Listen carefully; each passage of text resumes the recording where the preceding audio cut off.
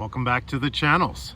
My name is Thomas Fletcher and I'm the host of both the LCSW network and the Military Social Work Network.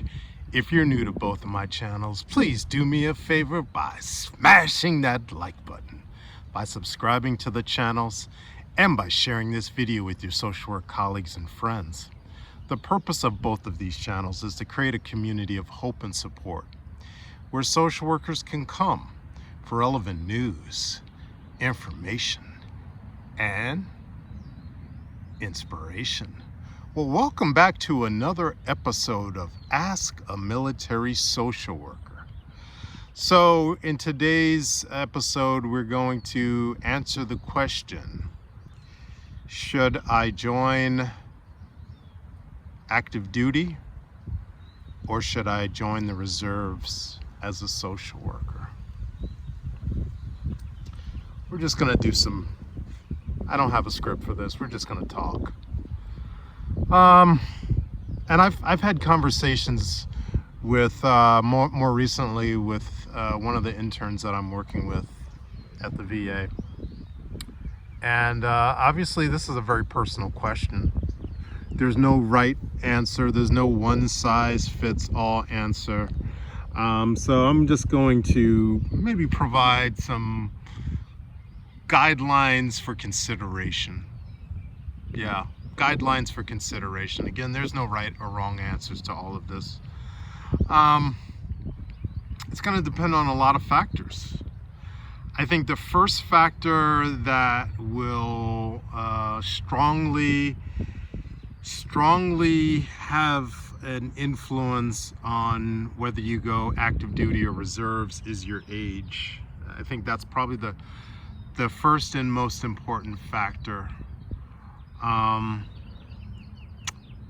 If you are, at the beginning of your social work career, and let's say you followed a traditional pathway, finishing college like around 20, 21, maybe 22, and then you went straight into an MSW program, finished about age 23, 24, maybe even 25 at the latest, and you're not, you don't have a family established. I mean, you don't have a family of your own.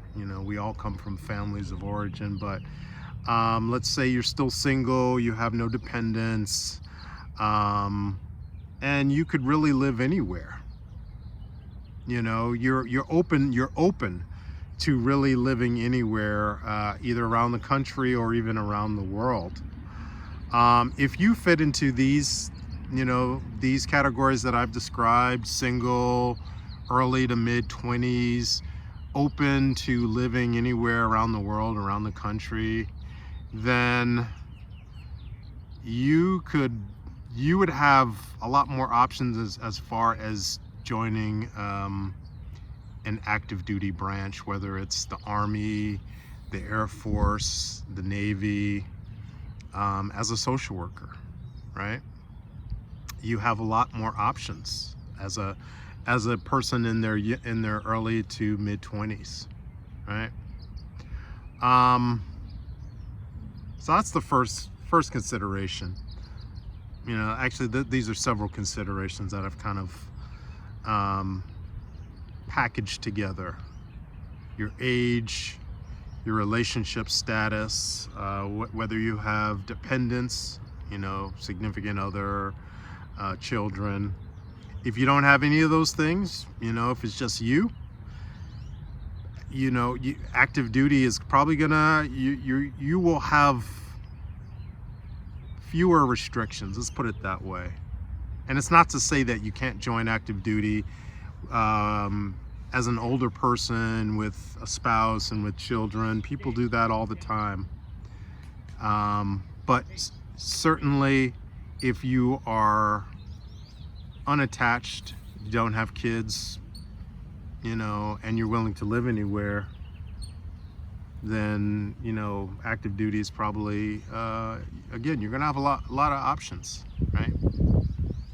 So let's kind of think about another category that you may be in. So you may be older and you may have you may have the significant other, you may have the children, and because you have these attachments, you're considering that you don't want to move your kids around, although many active duty families live that lifestyle where their children may be changing schools every 2 to 3 years when they PCS, when the active duty service member does a permanent change of station, otherwise known as PCS, right? That's part of the military lifestyle. So again, there's no right or wrong answers to all of these. You could certainly be married, have kids, and be active duty. You could, and usually when people join active duty, they usually join active duty at earlier ages, younger ages. That's usually what happens. And then, either a person will be married either before they join active duty or after, and then they'll have kids. And if they decide that they want to have an active duty career, at least 20 years, then the spouse, the partner, if they are in agreement, if they are in accordance with their partner's career plans as an active duty service member, then they will move with the service member, and when they have kids, the kids will move with the active duty service member from station to station, right? As a social worker, you may come into the military later in life. I certainly did. So I'll share my experience. I discovered the military, well, I actually joined, direct commissioned into the military at the ripe age of 40 years old, 2 months after I turned 40, actually. And by that point, I was already married, and we had already established our household. And neither my wife nor I were looking to have an active duty lifestyle. My wife was certainly supportive of me joining the reserve component of the US Army, and that's what I did.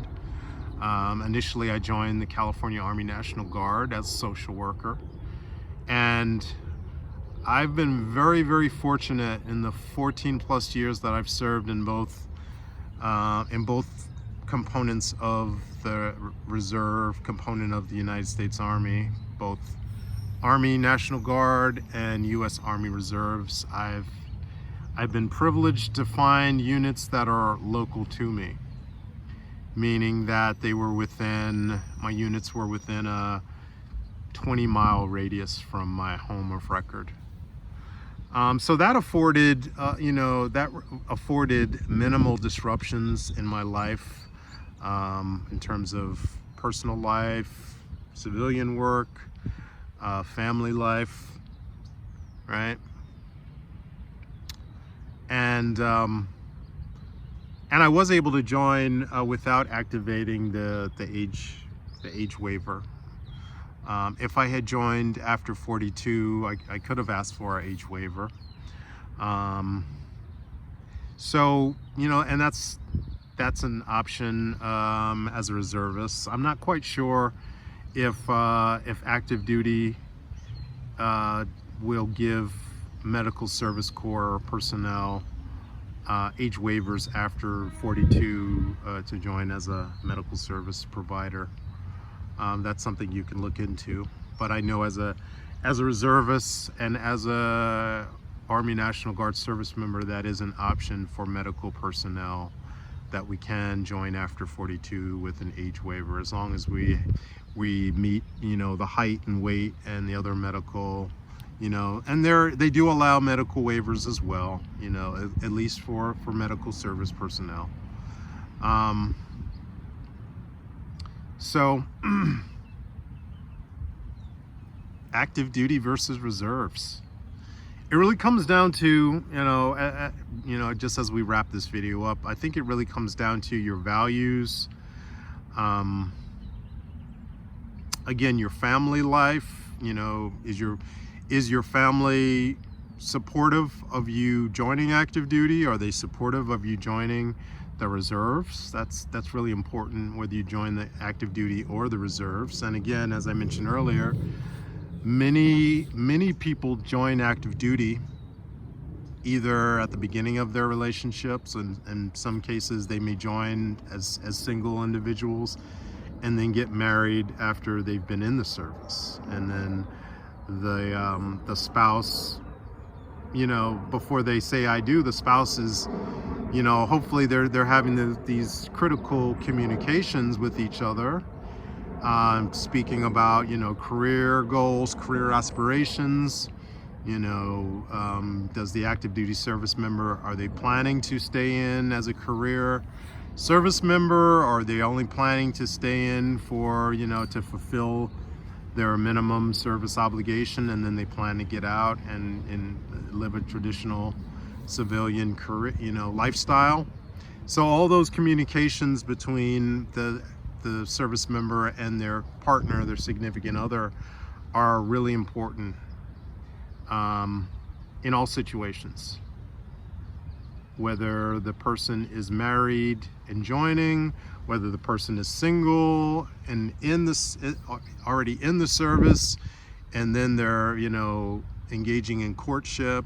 And, you know, it's important that these discussions happen in terms of, you know, what does an active duty lifestyle look like? What does a reserve or a National Guard, you know, lifestyle look like, not only for the service member, but for their family, for their significant other, for their children, right?